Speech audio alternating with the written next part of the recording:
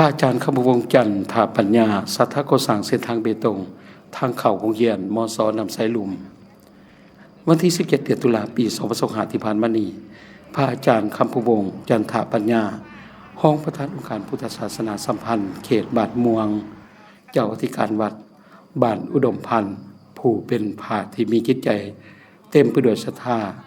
ได้เสนอโครงสร้างเส้นทางเบตงทางเข่าของเยียนเพื่ออำนวยความสะดวกให้แก่น้องนักเรียนและครูอาจารย์ในการเดินทางออกของเรียน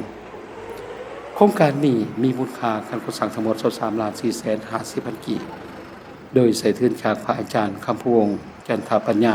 เป็นผู้มีจิตใจเมตตาและหวังเฮ็ดให้นักเรียนในท้องถิ่นได้รับความสะดวกสบายในการเรียนรู้พระอาจารย์ได้กล่าวถึงอีกว่า